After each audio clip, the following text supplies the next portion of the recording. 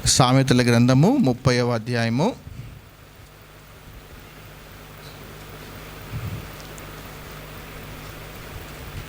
24, 25, 26, 27, 28 నేను చదువుతున్నాను, గమనించండి.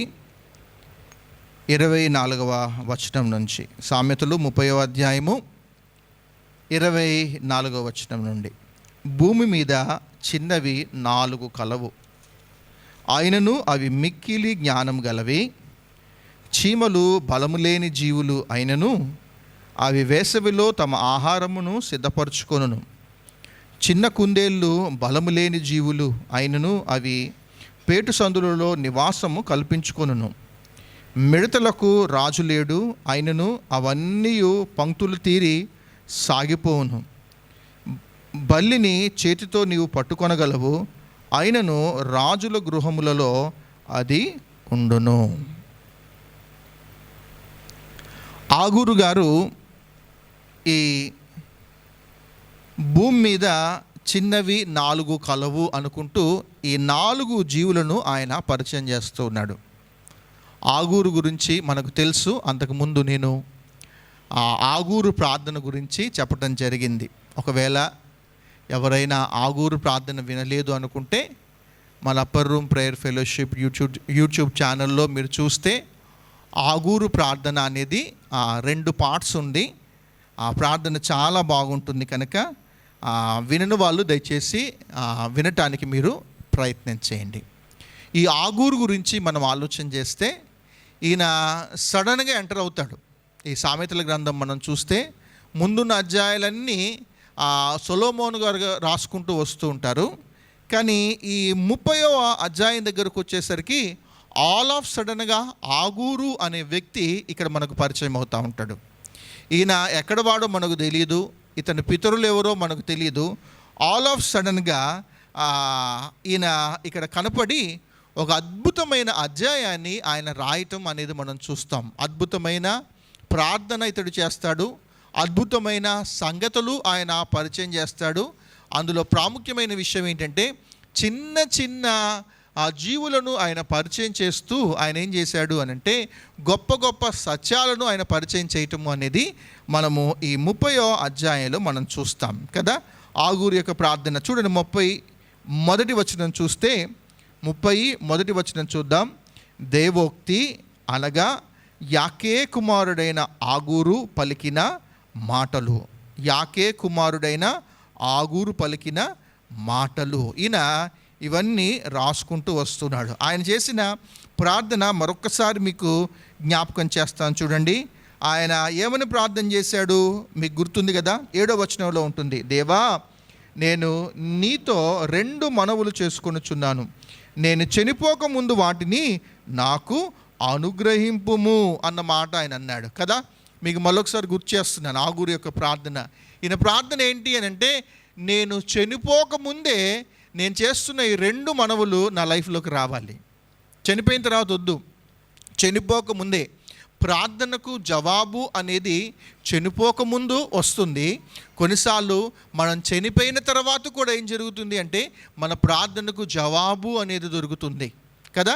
మనం ప్రార్థన చేసాము, ఒక వ్యక్తి గురించి మనం ప్రార్థన చేసాము, ఒక వ్యక్తి యొక్క రక్షణ గురించి మనం ప్రార్థన చేసామనుకోండి, బహుశా మనం ఒకవేళ చనిపోయినప్పటికీ కూడా మనం చేసిన ప్రార్థన అనేది కొన్నిసార్లు వృధా కాదు. ఏం జరుగుతుంది అని అంటే మనం చనిపోయిన తర్వాత కూడా ప్రార్థనకు ఉన్న శక్తి ఏమిటి అని అంటే మనము మరణించినప్పటికీ కూడా ప్రార్థనలో మరణము అనేది ఉండదు. మనం ప్రార్థన ఏదైతే చేసామో మనం చనిపోయిన తర్వాత కూడా దానికి జవాబు వచ్చే అవకాశాలు అనేవి ఉన్నాయి. జార్జ్ ముల్లర్ అని ఒక దేవుని యొక్క సేవకుడు తన ఇంటి ఎదురుగా ఉన్న ఒక త్రాగుబోతు గురించి ఆయన 50 సంవత్సరాలు ప్రార్థన చేశాడు. 50 సంవత్సరాలు నువ్వు మారాలి నాయన అనుకుంటూ ఆయనకు సువార్త ప్రకటించాడు. కానీ ఆయన చనిపోయిన తర్వాత ఈయన యొక్క మాటల యొక్క విలువ అనేది అతనికి అర్థమైపోయింది. అయ్యో, నాకు సువార్త చేసిన ఆ ముల్లర్ గారు చనిపోయారా అనుకొని ఆయన ఏం చేశాడంటే చనిపోయిన తర్వాత ప్రభువును ఆయన సొంత రక్షకుడిగా తాను అంగీకరించాడు. సో కొన్నిసార్లు బ్రతికి ఉన్నప్పుడే కార్యాలు జరగవచ్చు, కొన్నిసార్లు చనిపోయిన తర్వాత కూడా మన ప్రార్థనకు దేవుడు జవాబు ఇస్తాడు. ఈయన చేసిన ప్రార్థనలు ఏంటి? ఇవి వివరించను, మీకు గుర్తు చేస్తున్నాను. ఏం చేశాడు ఆయన? వ్యర్థమైన వాటిని, అబద్ధములను నాకు దూరముగా నుంచుము, పేదరికమునైనను ఐశ్వర్యమునైనను నాకు దయచేయకము, తగినంత ఆహారము నాకు అనుగ్రహింపుము, ఎక్కువైన ఎడల నేను కడుపు నిండిన వాడనే నిన్ను విసర్జించి యెహోవా ఎవడని అందునేమో, లేక బీదనై దొంగిలి నా దేవుని నామమును దూషింతునేమో అనుకుంటూ ఆయన ఏం చేశాడంటే, నేను బ్రతికి ఉన్నప్పుడే ఈ ప్రార్థనకు మీరు జవాబునివ్వండి ప్రభువా అనుకుంటూ ఆయన ఏం చేస్తున్నాడంటే, రిచ్ లైఫ్ అనేది తాను కోరుకోవట్లేదు, అలానే పూర్ లైఫ్ అనేది కూడా తాను కోరుకోవట్లేదు. తాను ఎలాంటి జీవితాన్ని తాను కోరుకున్నాడు అని అంటే, నేను మిడిల్ క్లాస్లో ఉండాలి, నాకు ఎక్కువ డబ్బు వద్దు, అలానే పేదరికం కూడా వద్దు, డబ్బుంటే నేను నిన్ను మర్చిపోతానేమో, డబ్బు లేకపోతే నేను నిన్ను దూషిస్తానేమో అనుకుంటూ ఆయన ఏం చేశాడు అని అంటే, ఆయన ప్రార్థన చేయటము అనేది మనం చూసాము. వ్యర్థమైన వాటిని, అబద్ధములను నాకు దూరము చేయము అనుకుంటూ ఆయన ఏం చేశాడు? ప్రార్థన చేశాడు. ఇది ఆగూరు యొక్క అద్భుతమైన ప్రార్థన. ఆగూరు అను మాటకు అర్థం మీకు చెప్పాను, ఎవరికైనా గుర్తుందా? ఆగూరు అను మాటకు అర్థం కలెక్టర్. వెరీ గుడ్ మనోహ, వెరీ గుడ్. కలెక్టర్ అంటే కూర్చువాడు అన్నమాట. ఈయనేం కూరుస్తూ ఉన్నాడు అనంటే, మంచి మంచి మాటలు రాసి చిన్న చిన్న జీవులను పరిచయం చేస్తూ, చాలా జీవరాశుల్లో ఆయన పరిచయం చేస్తూ ఆయన ఏం చేసేవాడంటే, ప్రభు తెలియని వాళ్ళని ఆయన ఏం చేస్తున్నాడంటే ప్రభు యొద్దకు ఆయన సమకూరుస్తూ ఉన్నాడు. అందుకని ఈయన పేరుకు అర్థం ఏమిటి అని అంటే కూర్చువాడు అన్నమాట మనం చూసుకున్నాం. ఈ కూర్పరి, ఈ ఆగూరు ఇప్పుడు ఏం చెప్తున్నాడు అనంటే, భూమి మీద చిన్నవి 4 కలవు అనుకుంటూ ఆయన చెబుతూ, అవి చాలా జ్ఞానము కలిగినవి, అవి మిక్కిలి జ్ఞానము కలిగినవి అనుకుంటూ వాటిని పరిచయం చేస్తున్నాడు. అందులో మొట్టమొదటిది ఈ దినాన్న మనం చూసుకుందాం. 24వ వచనం చూడండి. భూమి మీద చిన్నవి 4 కలవు, ఆయనను అవి మిక్కిలి జ్ఞానము కలిగినవి, చీమలు బలము లేని జీవులు, అయినను అవి వేసవిలో తమ ఆహారమును సిద్ధపరచుకొనును. నా మొదటి అంశం ఇవాళ దేనిని నేను పరిచయం చేయాలనుకుంటూ ఉన్నాను అని అంటే, చీమను. చీమలో ఉన్న కొన్ని లక్షణాలను మనం ఐడెంటిఫై చేయాలి. చీమను చూస్తే చాలామందికి తెలుసు కదా, చీమలో ఉన్న కష్టం మనకు తెలుసు, చీమలో ఉన్న ఆ టీం వర్క్ అనేది మనకు తెలుసు, చీమ ఎంత కష్టపడుతుందో అనేది మనకు తెలుసు. భూమి మీద ఇప్పుడు ఈ చీమ గురించి మనం చేయాలి అని అంటే, చూడటానికి చాలా చిన్నదిగా ఉన్నప్పటికీ కూడా వీటిలో గొప్ప గొప్ప సత్యాలను మనం నేర్చుకుంటాం. చూడటానికి చిన్నవిగా ఉన్నప్పటికీ కూడా మిక్కిలి జ్ఞానం కలిగినవి, మనం గొప్ప జ్ఞానము అనేది ఈ జీవరాశుల ద్వారా మనం నేర్చుకుంటాం. అంతెందుకు, యేసుక్రీస్తు ప్రభువారు కూడా భూమి మీద ఉన్నప్పుడు ఆయన చిన్న చిన్న సంగతులు ఆయన పరిచయం చేసి గొప్ప గొప్ప మర్మాలు ఆయన బయలుపరుస్తూ ఉండేవాడు. చిన్న చిన్నవి అని అంటే దేవునికి బాగా ఇష్టం. రిఫరెన్సెస్ రాసుకోండి, అవన్నీ చదవనవసరం లేదు. మార్కు సువార్త 3వ అధ్యాయము 9వ వచనంలో ఉంది ఏంటంటే, చిన్న దోణి అన్న మాట ఉంటుంది. ఈ దేవుడు ఎవరు అని అంటే, చిన్న దోణిని నేను కోరుకున్నాడు. ఈ దేవుడు ఎవరు? వాస్తవానికి మనం ఆలోచన చేస్తే ఆకాశ మహాకాశాలు పట్టజాలను గొప్ప దేవుడు ఆయన. ఆకాశ మహాకాశాలు పట్టజాలను గొప్ప దేవుడు. ఆయన పాదములు దేని మీద ఉన్నాయంట? భూమి ఆయన పాదపీఠం అన్న మాట మనం చూస్తూ ఉంటాం. ఆయన వస్త్రపు చెంగంట యెరూషలేం మందిరాన్ని ఇలా నింపేసిందంట. అంత మహోన్నతమైన దేవుడు, ఆకాశ మహాకాశాలు పట్టజాలని దేవుడు భూమి మీదికి రిక్తుడుగా, భూమి మీదికి మానవుడిగా వచ్చినప్పుడు, తాను ప్రయాణాలు చేస్తూ ఉన్నప్పుడు తాను అడిగిన ఒక మంచి సాధనం ఏమిటి అని అంటే, నేను అవతలికి వెళ్ళాలి, అవతలికి వెళ్ళి పలానా వ్యక్తిని నేను స్వస్థపరచాలి అని అన్నా, నేను అవతలికి వెళ్ళి పరిచర్య చేయాలి అని అన్నా, ఆయన చూస్ చేసుకున్న ఒక సాధనం ఏమిటి అని అంటే చిన్న దోణి అన్నమాట మనం చూస్తాం. అంత ఏమనాలి, అంత మహోన్నతమైన దేవుడు, ఆయన చిన్న ధోనిలో తనను తాను సరిపెట్టుకున్నట్టుగా మనం చూస్తూ ఉన్నాం. ఆయన ఒక చిన్న పశువుల తొట్టిలో ఆయనను పరుండబెట్టినట్టుగా మనం చూస్తూ ఉంటాం లేఖనాలలో. అంత మాత్రమే కాదు, ఒకానొక దినాన్న ఇతన్ని రాజు అని చేసుకుంటున్న తరుణంలో ఏం జరిగింది అని అంటే, ఆయనను హోసన్న జయహో హోసన్న జయహో అని ఆయన తీసుకొని వెళ్తూ ఉంటుంటే తన శిష్యులతో తను అంటాడు, అక్కడ ఒక చిన్న గాడిద ఉంటుంది కట్టేసి దాన్ని తీసుకొని రండి. చిన్న తొట్టె, చిన్న దోనె, చిన్న గాడిద, చిన్న పిల్లలు నా యొద్దకు రానియండి, వాళ్ళని ఆటంకపరచవద్దు అన్నాడు.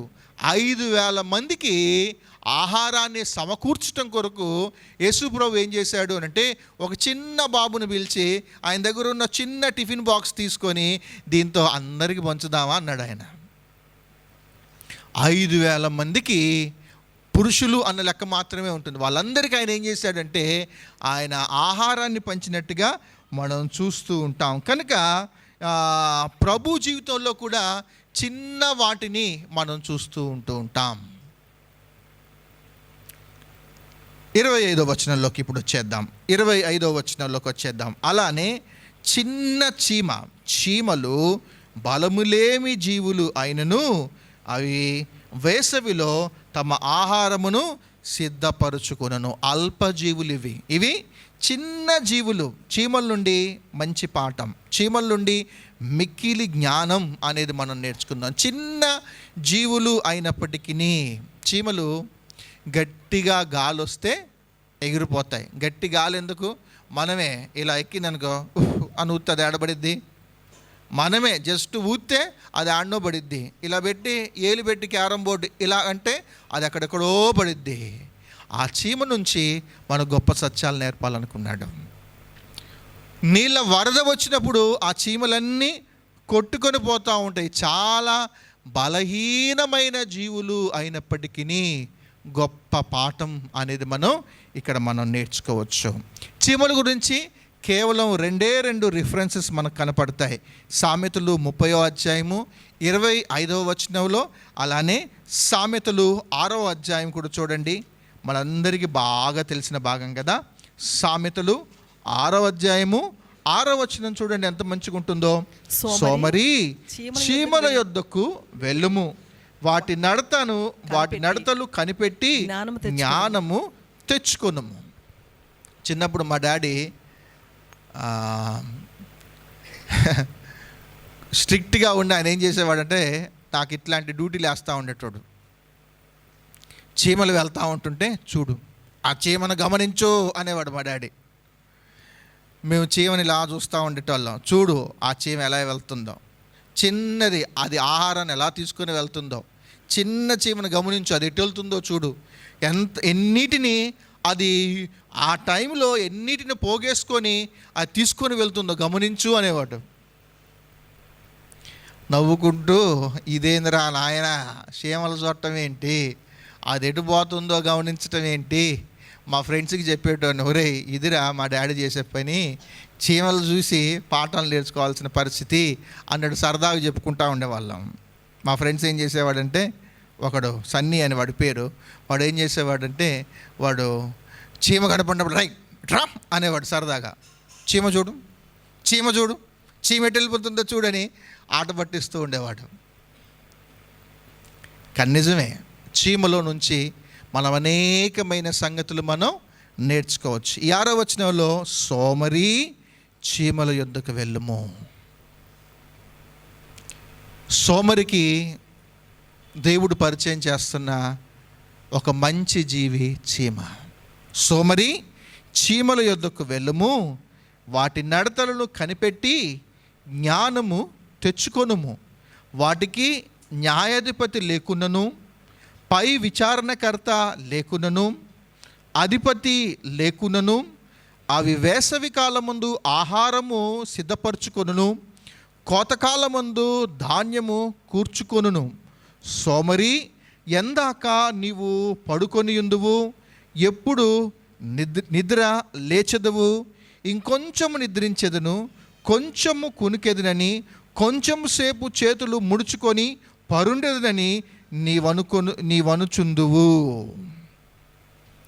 సోమరి జీవితంలో ఏం జరుగుతుంది అని అంటే 11వ వచనంలో ఉంటుంది, అందుచేత దోపిడిగాడు వచ్చినట్లు దారిద్రము నీ యొద్దకు వచ్చును, ఆయుధదారుడు వచ్చినట్లు లేమి నీ యొద్దకు వచ్చును.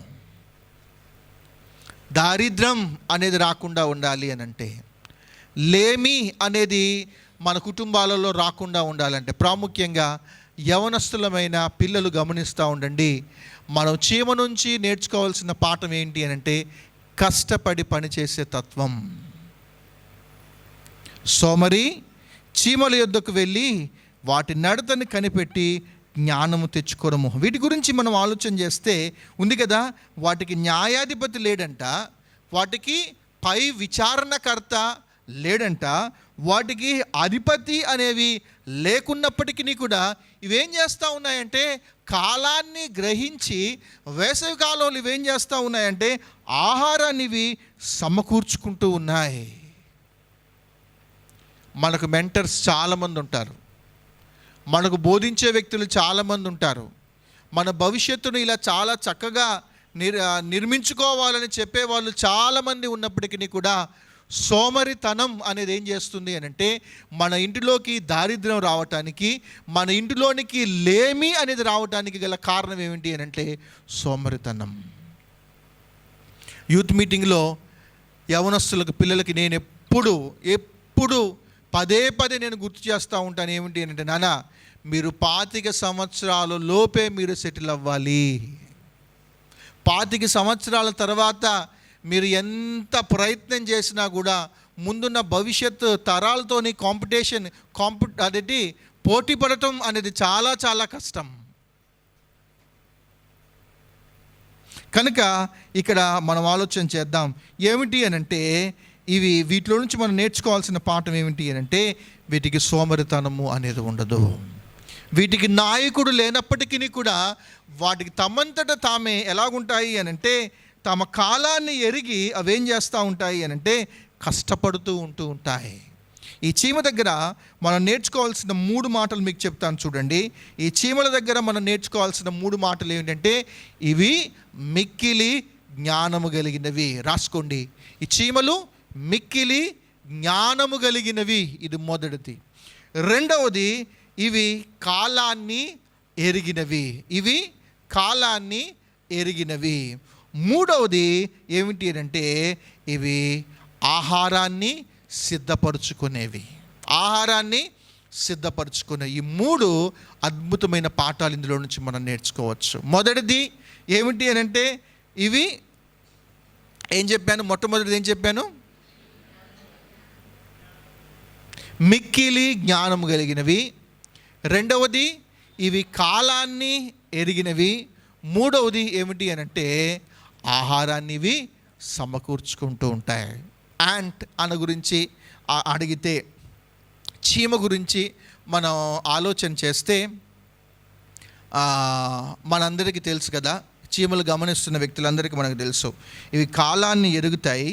ఈ చీమలు చాలా కష్టజీవులు. కష్టపడే తత్వం అనేది ఈ చీమలలో మనకు కనిపిస్తూ ఉంటాయి. రెఫరెన్సెస్ రాసుకోండి, చూడండి, కొన్ని చూద్దాం. సామెతలు కష్టపడే తత్వం గురించి మనం ఆలోచన చేద్దాం. ఇందాక మనం చూసాం కదా, కష్టపడకపోతే ఏం జరుగుతుంది, దారిద్ర్యం వస్తుంది, లేమి అనేది వస్తుంది. అలానే 13:4 కూడా చూడండి.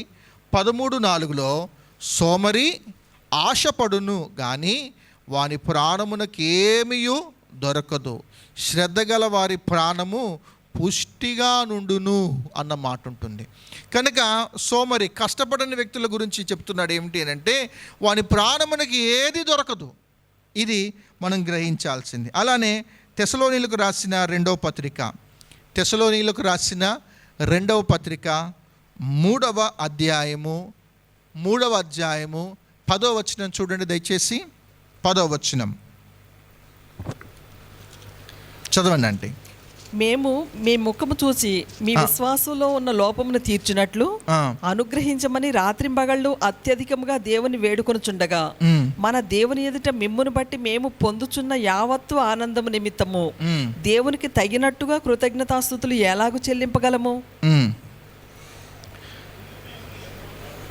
మరియు మేము నీ యొద్ద ఉన్నప్పుడు, 2వ తెస్సలోనికనైనా మీరు చదివింది 3:10 చదువు నాన్న. మూడో చదివాను. మరియు మేము మీ యొద్ద ఉన్నప్పుడు ఎవడైనను పని చేయనొల్లని ఎడల భోజనము చేయకూడదు అని మీకు ఆజ్ఞాపించితిని కదా. పని చేయకుండా భోజనం ఎలా చేస్తారు? చాలామంది వివాహాలు చేసుకుంటారు కానీ పని చేయరు. లేఖనం చెబుతున్న మాట ఏమిటి అని అంటే, పురుషుడు ఖచ్చితంగా కష్టపడాలి. పురుషుడు మాత్రమే కాదు, స్త్రీ కూడా ఏం చేయాలి అంటే మనము కష్టపడాలి అనేది మనం వాక్యం అనేది మనకు నేర్పిస్తూ ఉంది. సోమరితనం అనేది ఎప్పుడూ మంచిది కాదు. అది దారిద్ర్యాన్ని, అది లేమును తీసుకొని వస్తుంది. ఆశపడతాడు కానీ వాడికి ఏమీ దొరకదు, వాడికి సమృద్ధి అనేది ఉండదు అన్న మాట ఇక్కడ మనం చూస్తూ ఉన్నాం. ఇంకొక వచనం కూడా చూసిన తర్వాత ఈ చీమ దగ్గరికి మనం వెళ్దాం. 12వ అధ్యాయము సామెతలు, బహుశా ఇదేనా 12-11 చూడండి. తన భూమిని సేద్యపరుచుకుని వానికి ఆహారము సమృద్ధిగా కలుగును, వ్యర్థమైన వాటిని అనుసరించువాడు బుద్ధి లేనివాడు పని చేయనివాడు ఏం చేస్తాడంటే వ్యర్థమైనవి అనుసరిస్తూ ఉంటాడు, వ్యర్థమైన ఆలోచన చేస్తూ ఉంటాడు, వ్యర్థంగా కాలయాపన చేస్తూ ఉంటాడు కానీ కష్టపడడు. కనుక కష్టపడే వ్యక్తి గురించి మనం ఇక్కడ ఆలోచన చేస్తే ఏమనుంది? ఏమనుంది? తన భూమిని సేద్యపరుచుకుని వానికి ఆహారము సమృద్ధిగా దొరుకును. కనుక మనం ఎలా ఉండాలి అనంటే, చీమల నుంచి మనం నేర్చుకోవాల్సిన పాఠం ఏమిటి అనంటే, అవి మిక్కిలి జ్ఞానము కలిగినవి, అవి కాలాన్ని ఎరుగుతాయి. అంత మాత్రమే కావు, అవి చాలా కష్టపడుతూ ఉంటాయి. ఈ చీమల నుంచి మనం ఇంకా నాకు మంచిగా అనిపించే మరొక మాట ఏమిటి అనంటే, అవి నిరుత్సాహానికి లోను కావు. అవి నిరుత్సాహానికి ఏమాత్రం లోను కావు. అదేమో చిన్నగా ఉంటుంది. మిడత సైజు ఎంత ఉంటుంది? చీమేమో చాలా చిన్నగా ఉంటుంది, మిడతేమో దానికి ఒక 10 అంతలు ఎక్కువ సైజులో ఉంటుంది. కానీ అదేం చేస్తుంది? చిన్న బెల్లం ముక్క కానీ, చిన్న స్వీట్ ముక్క కానీ, ఒక మిడత కానీ అదేం చేస్తుంది అని అంటే లాక్కొని వెళ్ళిపోతూ ఉంటుంది. నేను ఇంత చిన్నగా ఉన్నాను, దీన్ని తీసుకెళ్ళటం నా వల్ల కాదు అనుకోదు, నిరుత్సాహపడదు, ప్రయత్నం చేస్తూనే ఉంటుంది. అంత మాత్రమే కాదు, ఇన్ఫర్మేషన్ ఎలా పాస్ చేస్తుందో తెలియదు, 5 నిమిషాలలో టీం మొత్తం వచ్చేస్తుంది. మీరు ట్రై చేసి చూడండి, అక్కడ ఒక బెల్లమో లేకపోతే పడేయండి, ఒక చీమ వస్తుంది. ఇదే మా నాన్న నన్ను గమనించమనేది. వస్తుంది, చూస్తుంది, వాటికి ఫోన్లు లేవు, వాటికి మెయిల్స్ లేవు, ఏమీ లేదు, మళ్ళీ ఎడిపోయిందో తెలియదు. 5 నిమిషాలలో కొన్ని 100 చీమలు వచ్చేసి రెడీ, దీన్ని అటాక్ అనుకొని ఏం చేస్తాయి, అవన్నీ తీసుకొని వెళ్ళిపోతూ ఉంటాయి. Team work. చీమల నుంచి కూడా మనం ఇది నేర్చుకోవచ్చు. బైబిల్ స్టడీ ఉంది, యూత్ మీటింగ్ ఉంది, పలానా ఇది ఉంది, పోగు చేయడానికి గెల కొట్టుకోవాలి. 100 మెయిల్లు, 100 మెసేజ్లు, ప్రతి వారం ఫోన్ చేస్తూనే ఉండాలి. చేసి మెసేజ్లు పంపి నిరుత్సాహం అనేది వచ్చేస్తుంది సేవకులకి. కానీ చీమ దగ్గర నుంచి నేర్చుకోవాల్సిన పాఠం ఏమిటి అని అంటే, వాటికి నిరుత్సాహము అనేది రాదు, వాటికి టీం వర్క్, అవి సహవాసంగా పనిచేయటం అనేది మనం చీమలో నుంచి మనం చాలా చక్కగా మనం నేర్చుకోవచ్చు. అసాధ్యం అనుకున్న దాన్ని ఈ చీమలు సాధ్యం చేస్తాయి. ఎందుకు అనంటే, వీటిలో ఉన్న అద్భుతమైన లక్షణం ఏమిటి అనంటే, అవి కాలాన్ని ఎరుగుతాయి. గమనించండి, అవి కాలాన్ని ఎరుగుతా, ఈ కాలంలోనే నేను దీనిని సమకూర్చుకోకపోతే రేపు ఒక కాలం ఉంది, నేను చనిపోయే కాలము అనేది ఉంది. ఆ కాలంలో లేకపోతే వాతావరణంలో మార్పులు అనేవి వస్తూ ఉంటాయి. ఈ కాలంలోనే నేను సమృద్ధిగా నేను సమకూర్చుకోకపోతే నేను కరువులో ఉంటాను. ఐగుప్తు కాలంలో యోసేపు ఇచ్చిన ఐడియా ఇదే కదా. ఫరోకి కల వస్తుంది, ఏంటి బాబు 7 బకచిక్కిన ఆవులు ఇంత బలిసిన ఆవులను మింగివేయటం ఏంటి, ఈ 7 పల్చటి వెన్నులు ఇలాంటి లావు వెన్నులను తినేసేవేంటి, నాకేం అర్థం కావట్లేదు అని అంటే యోసేపు గారు దాని గురించిన వివరణ ఇచ్చాడు. ఆయన ఏమి లేదు రాజుగారు, మరొక 7 సంవత్సరాలలో భయంకరమైన కరువు రాబోతూ ఉంటుంది. మనం ఏం చేయాలి అని అంటే ఆ కరువులో మనం బ్రతకాలి అని అంటే నేటి దినాన మనం కాలాన్ని ఎరిగి వాటన్నిటిని మనం సమకూర్చుకోవాలి. ఒక కాలం ఉంది, ఆలోచన చేయండి. వాక్యం దొరకని కాలం ఒకటి ఉంటుంది. న్యూస్ చూస్తూ ఉంటున్నప్పుడు, ప్రస్తుత రాజకీయ పరిస్థితులు మనం గమనిస్తూ ఉంటున్నప్పుడు 2030 తర్వాత ఆరాధనలు జరుగుతాయో లేదో మనకు తెలియదు. బైబిళ్ళు మన చేతుల్లో ఉంటాయో మనకు తెలియదు. మనం ఏం చేయాలి అని అంటే కాలాన్ని ఎరిగి ఇప్పుడే వాక్యాన్ని మనం సమకూర్చుకోవాలి. యోసేపు వృత్తాంతములో ఒక అప్లికేషన్, అంటే ఒక ఆత్మీయ పాఠం ఏమిటి అని అంటే సమృద్ధిగా దొరికినప్పుడే మనం ఏం చేయాలంటే ఆ జీవాహారాన్ని మనం సమకూర్చుకోవాలి. చీమ దగ్గర నుంచి మనం నేర్చుకోవాల్సిన పాఠం, కాలాన్ని గ్రహించి వాక్యము సమృద్ధిగా దొరికినప్పుడే మనం ఏం చేయాలి అని అంటే మన వాక్యాన్ని మనం సమకూర్చుకోవాలి. నేను భౌతికమైన ఆహారం గురించి నేను చెప్పట్లేదు. ఆలోచన చేయండి, దొరికిన కాలములోనే వాక్యాన్ని మనం సమకూర్చుకోవాలి.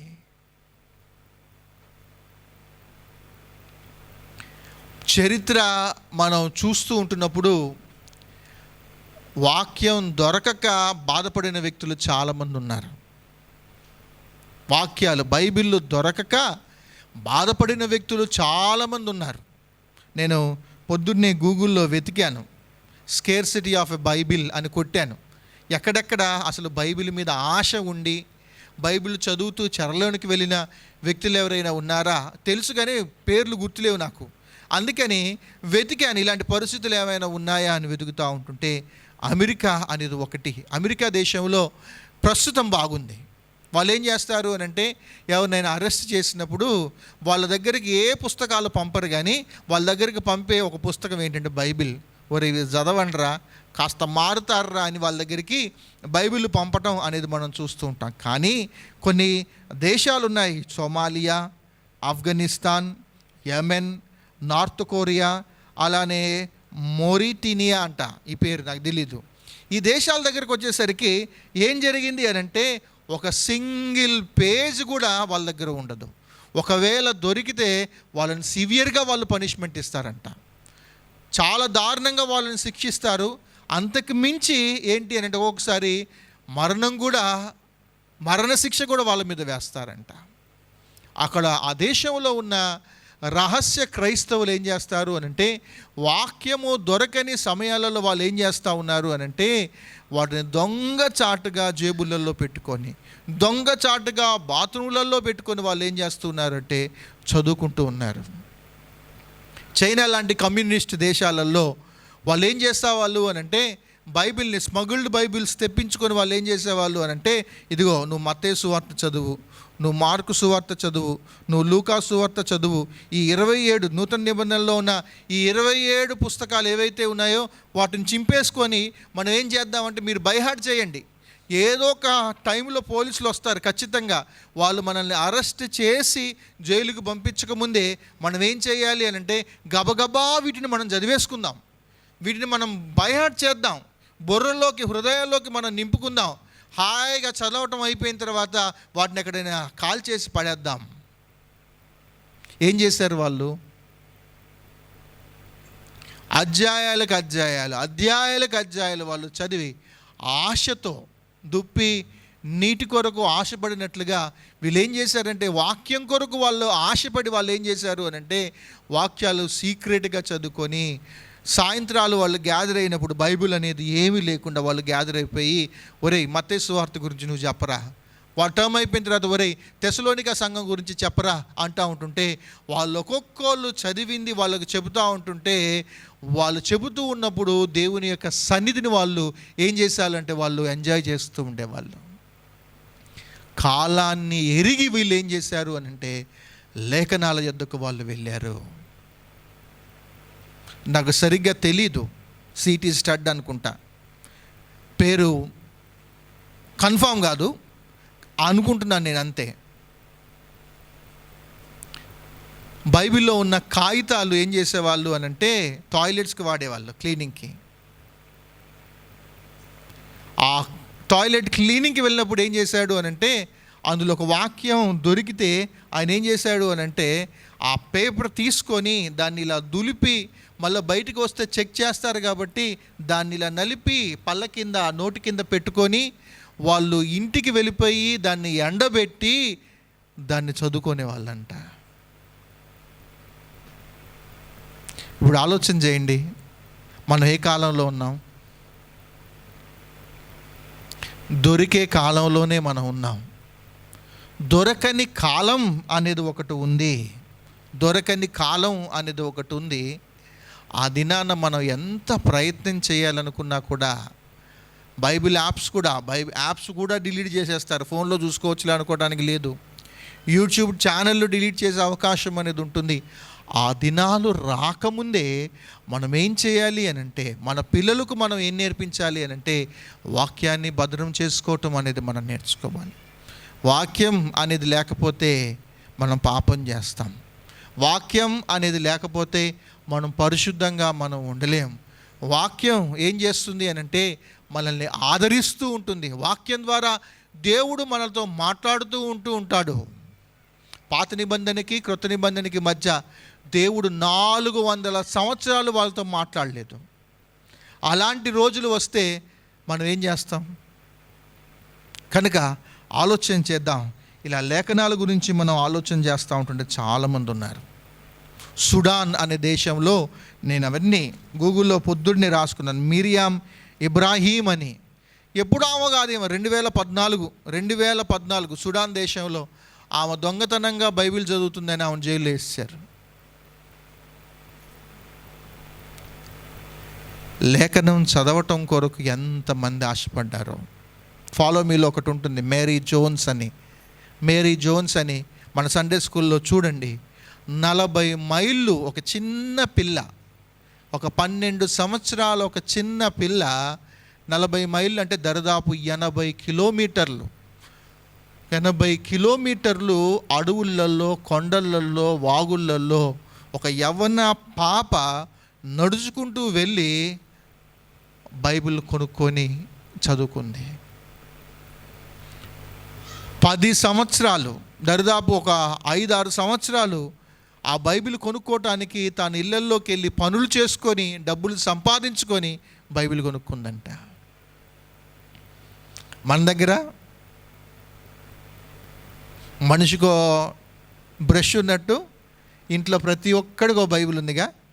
Korean Bibles, leather Bibles, costly Bibles. కానీ మనం ఎలాగున్నాము అని అంటే జ్ఞానం లేని వ్యక్తుల్లాగా ఉన్నాం.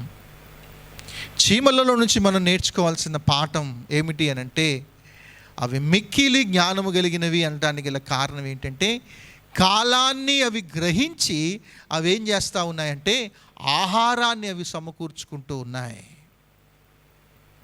ఈ బైబిల్ మన చేతికి రావటం కొరకు అసలు ఎంతమంది కష్టపడ్డారో తెలిస్తే మనం చాలా బాధపడతాం. విలియం కేరీ మనకు తెలుసు, తెలుగులోకి దీన్ని తర్జుమా చేస్తున్నప్పుడు ఆయన ఒక 10 సంవత్సరాలు ఆయన కష్టపడి వాటన్నిటినీ ట్రాన్స్లేట్ చేశాడు. మనం చదవడానికే మన కష్టం, బైబిల్ చదవటానికే. కానీ ఆయన ఏం చేశాడు? వేరే భాషలోది చదివి తెలుగులోకి ఆయన అనువాదించి అలా 10 సంవత్సరాలు కష్టపడిన తర్వాత సడన్గా ఆయనకు వచ్చిన సమాచారం ఏంటంటే, అయ్యగారు మొత్తం కాలిపోయిందండి, మీరు పడిన ప్రయాసం అంతా వ్యర్థమైపోయింది. చీమల్లాగానే ఆయన నిరుత్సాహపడలేదు. పర్వాలేదు, మళ్ళీ ఇంకొక 5-6 సంవత్సరాలు ఆయన కూర్చొని తన చేత్తో ఆయన ఏం చేశాడంటే బైబిల్ తర్జుమా చేసి ఇవాళ మన చేతుల్లో ఈ బైబిల్, ఈ జీవగ్రంథం అనేది ఉంది అని అంటే, మనం బైబిల్ పల్లో వాడతాం కదా నోటితో, అంతే. ఇది మన చేతుల్లో ఉంది అని అంటే ఎంతమంది ఈ వాక్యం మన చేతుల్లోకి రావటం కొరకు ప్రయాసపడ్డారు. బైబిల్ సొసైటీ ఆఫ్ ఇండియా ఎంత కష్టపడుతుందో మనకు తెలియదు. రానున్న దినాలలో భారతదేశంలో ఈ బిఎస్ఐ ఉంటుందో లేదో కూడా తెలియదు.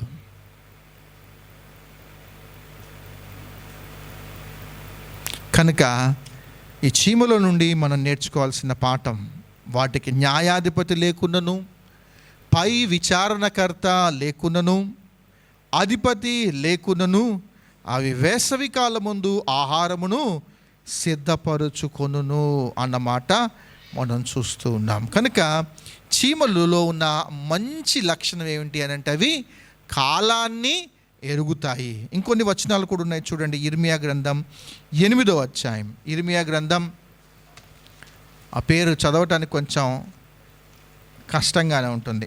ఒక పక్షి. 8వ అధ్యాయము 7వ వచనం చూడండి నాన్న. ఆకాశమునకెగురు సంకుబుడి కొంగ అయినను తన కాలము ఎరుగును. తెల్లగువ్వయు మంగళకత్తి పిట్టయు ఓదే కొరుకును తాము రావలసిన కాలమును ఎరుగును. అయితే నా ప్రజలు యెహోవా న్యాయ విధిని ఎరుగరు. ఇక్కడ కొన్ని పక్షులను ఆయన పరిచయం చేస్తా ఉన్నాడు. ఏంటంటివి? సంకుబుడి కొంగ, తెల్ల గువ్వ, మంగళకత్తి పిట్ట, ఇవన్నీ చూస్తూ ఉంటుంటే అవి కాలాన్ని ఎరిగి ఏం చేస్తూ ఉన్నాయంట? ఆహారాన్ని అవి సమకూర్చుకుంటున్నాయంట. కానీ నా ప్రజలు ఏం చేస్తున్నారంటే, వీళ్ళు అయితే నా ప్రజలు యెహోవా న్యాయ విధిని ఎరుగరు. మనకి ఇష్టం ఉండదు వాక్యం ధ్యానం చేయటం, వాక్యం చదవటం అనేది మనకి ఇష్టం ఉండదు.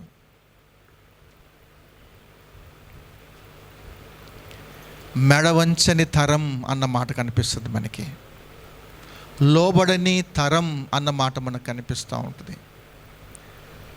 ఒక విశ్వాసి అన్న పదంతో మనం ఉన్నప్పుడు మనలో ఉండాల్సిన ఒక లక్షణం ఏంటి అని అంటే, వాక్యాన్ని ధ్యానం చేయాలి, వాక్యం చదవాలి అన్న ఆశ మనలో లేదు అని అంటే మనం బలలో చేయవేయద్దు. వాక్యం పట్ల ఆసక్తి లేని వాళ్ళు, వాక్యం ధ్యానం విషయంలో ఆసక్తి లేని వాళ్ళు బలలో చేయి వేయటానికి అనర్హులు. మనల్ని మనం ఖచ్చితంగా పరిశీలన అనేది మనం చేసుకోవాలి. అలానే వాళ్ళందరికీ చెబుతూ ఉంటుంటాడు, ఇశ్రాయేలు ప్రజలందరికీ చెబుతూ ఉంటారు, అనవసరంగా మీరు తలవంచని వ్యక్తుల్లాగా ఉన్నారు, లోబడని వ్యక్తుల్లాగా ఉన్నారు, అనవసరంగా మీ దోషం మీ పిల్లల మీదకి వెళ్తుంది అనుకుంటూ ఆయన ఎన్నిసార్లు వాళ్ళకి చెప్పడం అనేది జరిగిందో. చీమలు తమ కాలాన్ని ఎరుగుతూ ఉన్నాయి, కొంగలు వాటి కాలాన్ని ఎరుగుతున్నాయి, పిట్టలు వాటి కాలాన్ని ఎరుగుతూ ఉన్నాయి. కానీ నా ప్రజలు లోబడటం లేదు. మరొక వచనం కూడా చూద్దాం. మరొక వచనం ప్రసంగి 9:12 చూడండి. ప్రసంగి 9:12. నిన్న తమ కాలము ఎప్పుడు వచ్చునో నరులు ఎరగరు.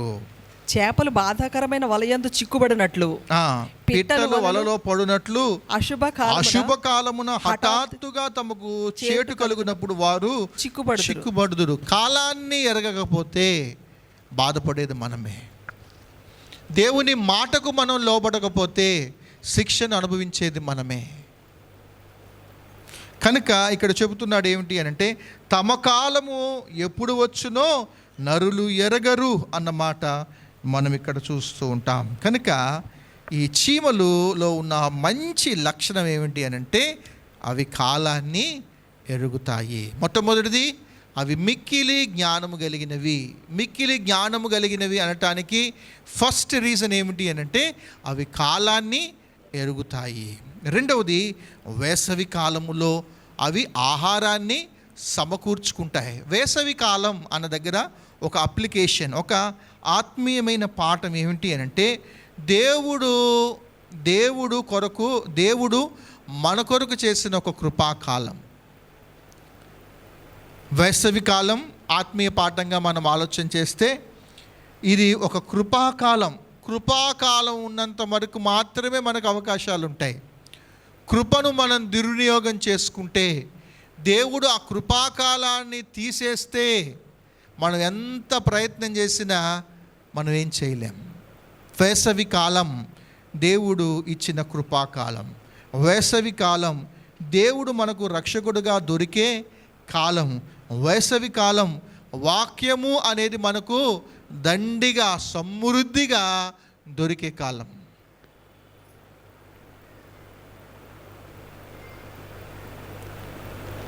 కానీ నరుడు తమ కాలములను ఎరుగడు అన్న మాట దగ్గర వేసవి కాలంలోనే ఎక్కువ మీటింగ్స్ జరుగుతూ ఉంటాయి కదా, గాస్పల్ మీటింగ్స్. వేసవి కాలం అంటే మనకేం గుర్తొస్తుంది? కాలాన్ని సద్వినియోగం చేసుకుంటాం కదా, 100 రోజుల పని. వేసవి కాలం అంటే 100 రోజుల పని. ఆడికెళ్ళి చేసేది ఏమీ లేదు. పొద్దున్నే లెగుస్తారు అందరూ. ఎప్పుడు పని చేయని వాళ్ళు కూడా చూస్తే వీళ్ళు పని చేస్తారా అంటే చేస్తున్నారు. గవర్నమెంట్ వాడు అంతే ఉన్నాడు.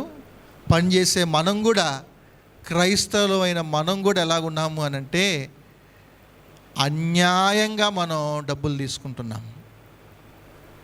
అన్యాయంగా మన మనస్సాక్షి మనల్ని గద్దించినప్పటికీ కూడా పనికి వెళ్ళి పని చేయకుండా కత్తిపెట్టి ఇట్టిట్టిట్టని, ఏదో చీపురు పెట్టి ఇట్టిట్టిట్టని 10 మిగిలిన 3 గంటలు అలా కూర్చొని టైం అయిపోయి డబ్బులు తీసుకొని వచ్చేస్తూ ఉన్నాం. మనస్సాక్షి గద్దించదా అండి? అది యథార్థతేనా? ఒక క్రైస్తవుడిగా మనం ఆలోచన చేయాలి. మనం యథార్థంగా మనం ఉన్నామా? ఇది 100 రోజుల పని కాదు కాలం అంటే. ఈ కాలాన్ని గ్రహించటము అనంటే వాక్యము అనేది సమృద్ధిగా దొరికే కాలం అనేది మనం గమనించాలి. వాక్యానికి మనందరికీ తెలుసు కదా, యోహాను 6:51 ఈ వాక్యం ఏంటి? ఈ ఆహారం ఏంటి? పరలోకం నుండి దిగి వచ్చిన జీవాహారమును నేనే. ఎవడైనను ఈ ఆహారమును భుజించితే వాడు ఎల్లప్పుడూ జీవించును అన్నమాట మనం చూస్తాం. అలానే 6వ అధ్యాయము 35వ వచనంలో చూస్తే జీవాహారమును నేనే, నా యొద్దకు వచ్చువాడు ఏ మాత్రమును ఆకలి కొనడు అన్న మాట ఉంటుంది. ఆహారాన్ని సమకూర్చుకోవాలి మనం. ఆయనను మనం సంపాదించుకోవటం అనేది మన బాధ్యత. ఇది దొరుకు కాలం నందే మనం ఏం చేయాలంటే కష్టపడాల్సిందే. సోమరితనంతో మనం పడుకోవద్దు. మన భౌతికమైన పనుల కొరకు మనం కష్టపడుతున్నాం, కానీ ఆత్మీయమైన సంగతుల దగ్గరికి వచ్చేసరికి నిర్లక్ష్యంగా మనం ఉంటూ ఉన్నాం. మన ఇళ్ళల్లో కుటుంబ ప్రార్థనలు లేవు. మన ఇళ్ళల్లో ప్రతిరోజు వాక్యం చదువుకోవటము అనేది లేదు. మన ఇళ్ళల్లో మన వ్యక్తిగతమైన ప్రార్థన అనేది మనకు లేదు. అయినా మనం మందిరానికి నామకార్థంగా వస్తున్నాం, కానుకలు వేస్తున్నాం. అవసరమైతే తెగించి మనం ఏం చేస్తున్నామంటే బల్లలో మనం చేవేస్తూ ఉన్నాం. ఇందాక ఆరాధన వర్తమానంలో చెప్పాను కదా, రోగాలు ఎందుకు వస్తాయి మనకి అని అంటే ఒక కారణం చెప్పనా, అయోగ్యంగా మనం బలలో చేవేస్తే మనకు రోగాలు వస్తున్నాయి. అయోగ్యంగా బలలో మనం చేయి వేయటం ద్వారా ఏమవుతుందంటే రోగాలు అనేవి వస్తూ ఉన్నాయి. కనుక ఇది మనం గమనించాలి. మిక్కిలి జ్ఞానం కలిగినవి, అవి కాలాన్ని ఎరుగుతూ ఉన్నవి. వేసవి కాలము అనంటే కృపాకాలం, రక్షణ దొరికే కాలం, వాక్యం సమృద్ధిగా దొరికే కాలం. దీన్ని మనం గమనించాలి. ఇంకా ఆలోచన చేస్తే ఉదాహరణకు పౌలు గారిని చూద్దాం. ఫిలిప్పీలకు రాసిన పత్రిక 3వ అధ్యాయం. ఫిలిప్పీలకు రాసిన పత్రిక 3వ అధ్యాయము 9వ వచనం చూడండి. క్రీస్తును సంపాదించుకొని, లాస్ట్ది వినపడట్లే నాన్న. క్రీస్తును సంపాదించుకొని ధర్మశాస్త్ర మూలమైన, చాలండి, క్రీస్తును సంపాదించుకొని. తనకు దొరికిన కాలంలో పౌలు గారు చేసిన అద్భుతమైన పని ఏమిటి అని అంటే క్రీస్తును తాను సంపాదించుకున్నాడు. తనలో చాలా ఆధిక్యతలు ఉన్నాయి, కానీ ఆయన ఏమంటున్నాడంటే వాటన్నిటిని నేను పెంటతో సమానముగా ఎంచుకున్నాను. నాకు పౌరసత్వాలు 2 ఉన్నాయి. ఆమె రోమన్ అండ్ ఆమె జూ. నేను రోమా పౌరసత్వం ఉంది, నాకు యూదా పౌరసత్వం కూడా ఉంది. నేను గమాలియేలు పాదాల దగ్గర నేను ధర్మశాస్త్రాన్ని నేర్చుకున్న వ్యక్తిని, నేను ఒక పరిసయ్యుణ్ణి అని ఆయన చెప్పుకోవాలంటే చాలా లిస్ట్ అనేది ఉంది. కానీ ఆయన ఏమంటున్నాడు అని అంటే వాటన్నిటిని నేను పెంటతో సమానంగా నేను ఎంచుకున్నాను. దేని కొరకు తెలుసా? క్రీస్తును సంపాదించుకోవటం కొరకు. దొరికిన కాలంలో తాను ఏం చేశాడు అని అంటే క్రీస్తును తాను సంపాదించుకోవటం అనేది మనం చూస్తున్నాం. ఆమోసు గ్రంథం 8వ అధ్యాయం చివరి వచనం. ఇదొకటి ముగించుకొని ఇదొకటి చదువుకొని మనం వాక్యాన్ని ముగించుకుందాం. ఆమోసు గ్రంథం రాబోవు దినములందు, అదేనా రిఫరెన్స్ కూడా చెప్తాను, అందరికీ తెలియదు కదా.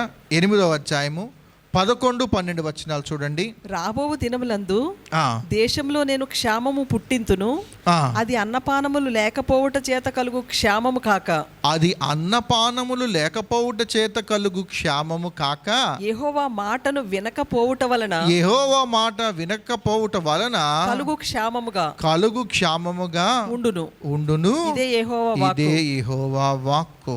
కాబట్టి జనులు యెహోవా మాట వెదుకుటకై ఈ సముద్రము నుండి ఆ సముద్రం వరకు, ఉత్తర దిక్కు నుండి తూర్పు దిక్కు వరకు సంచరించుదురు గాని అది వారికి దొరకదు.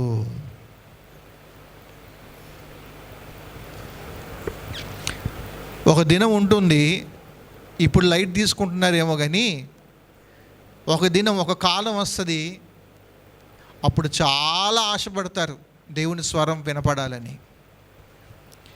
దేవుడు నాతో మాట్లాడితే బాగుండు అని అనుకుంటాం. నేను ప్రార్థన చేస్తే అది దేవుని సన్నిధికి వెళ్తే బాగుండు, దేవుడు అది విని నా జీవితంలో కార్యం చేస్తాడు అనుకుంటాం. కానీ ఒక కాలం ఉంది, ఆయన స్వరం మనకు వినపడదు. ఒక కాలం ఉంది, మనం మాట్లాడినా ఆ స్వరం దేవునికి వినపడని కాలం ఒకటి ఉంది. ఒక కాలం ఉంటుంది, వాక్యం దొరకని కాలం అనేది ఒకటి రాబోతుంది. ఆ కాలం రాకముందే మనం ఏం చేయాలి? ఇక్కడ అంటున్నాడు, రాబోవు దినములందు దేశములో క్షామము పుట్టింతును, అది అన్నపానములు లేకపోవట చేత కలుగు క్షామము కాక, యెహోవా మాటను వినకపోవుట వలన కలుగు క్షామము. యెహోవా మాట వినకపోవట వలన కలుగు క్షామము. మనం వారానికి ఒకసారి మాత్రమే దేవుని మాట వింటున్నామా? ప్రతిరోజు దేవుడు మనతో మాట్లాడతాడు కదా. ప్రతిరోజు ఉదయాన్న యవనస్తులం మేము బైబిల్ చదువుకుంటాం, దేవుడు మాట్లాడతాడు. ప్రతిరోజు రాత్రి దేవుడు మనతో ఫ్యామిలీ మీటింగ్లో దేవుడు మాట్లాడతాడు. బైబిల్ స్టడీకి మనం గ్యాదర్ అవుతూ ఉన్నాం, బైబిల్ స్టడీలో దేవుడు మనతో మాట్లాడతాడు. శుక్రవారం దేవుడు మనతో మాట్లాడతాడు. సహవాస కూడికలలో దేవుడు మనతో మాట్లాడతాడు. బైబిల్ చదువుకుంటున్నప్పుడు దేవుడు మనతో మాట్లాడుతూ ఉంటాడు. ఇవన్నీ లేకుండా ఒక నామకార్థమైన వ్యక్తి క్రైస్తవుడిగా మనం మందిరానికి వచ్చి ఆదివారమే ఈ 2 ఆరాధన వర్తమానం, బల వర్తమానం ఒకటి వినేసి దేవుడు మాట్లాడాడు అనుకుంటామా? గేటు దాటిన తర్వాత చూడండి, మీకు మర్చిపోతారు.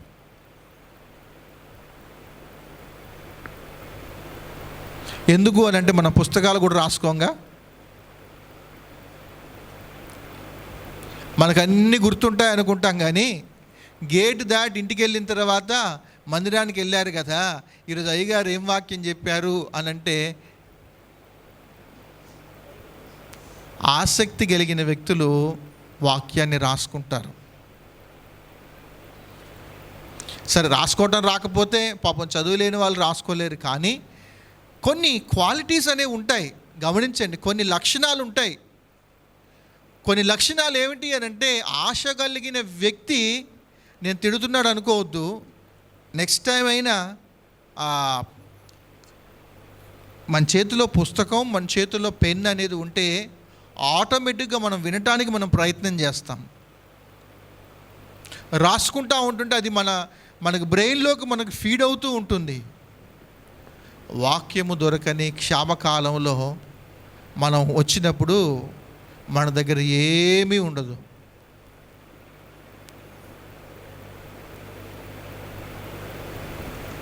మరొక మాట కూడా చూద్దాం. ఉదాహరణకు హెబ్రీలకు రాసిన పత్రిక 12వ అధ్యాయం. హెబ్రీలకు రాసిన పత్రిక 12వ అధ్యాయము 16వ వచనం దయచేసి చూడండి. ఒక పూట కూటి కొరకు తన జ్యేష్ఠత్వపు హక్కును అమ్మివేసిన ఏశావు వంటి భ్రష్టుడు అయినను వ్యభిచారి అయినను ఉండునేమో అనియు జాగ్రత్తగా చూచుకునుడి.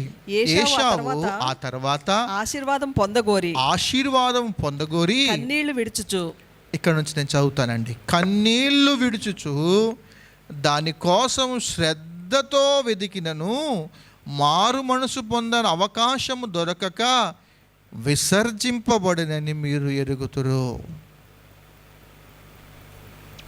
విసర్జింపబడటం అనేది మనం చూడాలి. దేవుడే మనల్ని విసర్జిస్తే,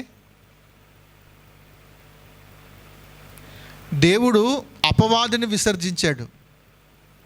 దేవుడు అపవాది యొక్క అనుచరులను, పడిపోయిన దూతలను ఆయన విసర్జించాడు. ఇప్పుడు ఇక్కడికి వచ్చేసరికి అవకాశం ఉంది, దీవించబడే పరిస్థితులు ఏర్పడ్డాయి. కానీ ఏశావు గురించి ఆలోచన చేస్తే ఒక్క పూట కూటి కొరకు తను ఏం చేశాడంటే తన జ్యేష్ఠత్వాన్నే అమ్ముకున్నాడంట. వాడి గురించి రాయబడిన మాట ఏమిటి అని అంటే, ఏంటి? ఏశావు వంటి భ్రష్టుడు, వ్యభిచారి అన్న మాట ఇక్కడ ఉంది. భ్రష్టుడైనను వ్యభిచారి అయిన ఉండునేమో అనియు జాగ్రత్తగా చూచుకొనుడి. అతడు ఏం చేశాడంట? ఆ తరువాత ఆశీర్వాదం పొందగోరి కన్నీళ్లు విడుచుచు దానికోసం శ్రద్ధతో వెతికినను, మనకు అప్పుడు శ్రద్ధ వస్తుంది, శ్రద్ధతో వెతికినను మారు మనసు పొంద అవకాశము దొరకక విసర్జింపబడినని మీరు ఎరుగుదురు కదా. కాలాన్ని ఎరగక ఉంటే ఒక కాలం అనేది ఉంటుంది. ఎంత రొమ్ము కొట్టుకొని, ఎంత గుండెల మీద బాదుకున్నా కూడా రక్షణ దొరకని కాలం అనేది వస్తుంది. కృపాకాలంలో ఉన్నప్పుడే మనం ఏం చేయాలి అని అంటే, వాక్యం సమృద్ధిగా ఉన్నప్పుడే మనం ఏం చేయాలి అని అంటే దానిని ఆశ్రయించటం అనేది మనం నేర్చుకోవాలి. కొన్ని వేల సంవత్సరాల నుండి ఈ వాక్యం ఎందుకు వెల్లడవుతుంది అని అంటే, ఇందులో ఉన్న ఒక గొప్పతనం అనేది ఉంది.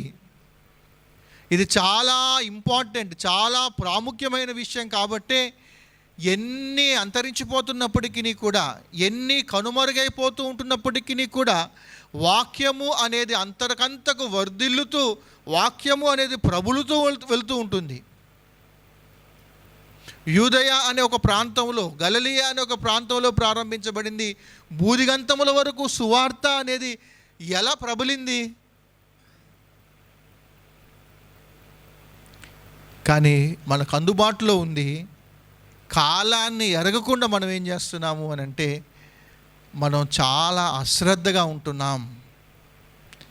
చాలా ప్రాముఖ్యమైన విషయం ఇది, చీమల నుంచి మనం నేర్చుకోవాల్సింది. అందుకే నా చిన్న చీమకు ప్రభు పెట్టిన పేరు. లేఖనం ఎంత చక్కగా పొగుడుతుంది అని అంటే, చీమ చిన్నదే కానీ మిక్కిలి జ్ఞానము కలిగినది. జ్ఞానం కలిగిన వ్యక్తి వాక్యాన్ని ఆశ్రయిస్తాడు. జ్ఞానము లేని వ్యక్తి సోమరితనంతో ఉంటాడు, తన ఇంటిలో దారిద్ర్యాన్ని అనుభవిస్తాడు, తన ఇంటిలో లేమిని అనుభవిస్తాడు, తన ఇంటిలో సమృద్ధి అనేది లేకుండా తాను ఉంటాడు. అనవసరంగా తాను కన్నీళ్లతో తర్వాత ఎంత ప్రయత్నం చేసినప్పటికీ కూడా మారు మనసు పొందే అవకాశం అనేది లేకుండా ఉంటాడు. వాడు విసర్జింపబడతాడు. విసర్జింపబడిన వ్యక్తి యొక్క అంతం అనేది ఎక్కడుంటుంది అని అంటే నిత్య నరకంలో ఉంటుంది. మనల్ని మనం పరిశీలన చేసుకుంటూ ప్రభు బలలో మనం చేయవేద్దాం. కాలం సంపూర్ణమైనప్పుడు మనం పాడైపోవటం అనేది దేవునికి ఇష్టం లేక ఆయన ఏం చేశాడంటే తానే కాలాన్ని ఎరిగాడు.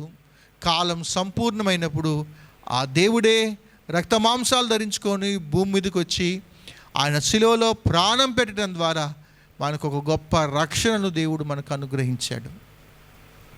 ఆ రక్షణను మనం జ్ఞాపకం చేసుకుంటూ కృతజ్ఞత కలిగి మనం ఏం చేయాలంటే, వాక్యం అంటే ఆ జీవాహారమైన యేసుక్రీస్తు ప్రభువారే కనుక ఆయనను మనం ఆశ్రయిద్దాం. మనం ఎప్పుడూ నిర్లక్ష్యంగా మనం ఉండకూడదు. చిన్న చీమలో నుండి గొప్ప సత్యం, అవి మిక్కిలి జ్ఞానం కలిగినవి, అవి కాలాన్ని ఎరిగినవి, అవి ఆహారాన్ని సమకూర్చుకునేవి కనుక వీటిని మనం పరిశీలన చేసుకుంటే, దేవా మేము కూడా ఎన్నడూ వాక్యాన్ని అశ్రద్ధ చేయకుండా, చాలామంది దీని కొరకు ప్రాణాలకు తెగించారు, చాలామంది వాక్యం కొరకు దెబ్బలు తిన్నారు. పిచ్చోళ్ళు కాదు వాళ్ళు, జైళ్ళల్లో ఉండి దెబ్బలు తినడానికి, జైళ్ళల్లో ఉండి ప్రాణాలు పోగొట్టుకోవడానికి, జైళ్ళల్లో ఉండి ఆ అనవసరమైన స్థలాలలో పడుకోవటానికి. దాని విలువ వాళ్ళకు తెలుసు కాబట్టే వాళ్ళు దాని కొరకు ప్రయాసపడ్డారు. కనుక వాక్యాన్ని చాలా అర్థం చేసుకుందాం, వాక్యాన్ని ప్రేమిద్దాం, మన ఇంటిలో వాక్యానికి ప్రాముఖ్యతను మనం ఇద్దాం. ప్రార్థన చేసుకుందాం. మనల్ని మనం పరిశీలన చేసుకుంటూ ప్రభు బలలో మనం చేయవేద్దాం.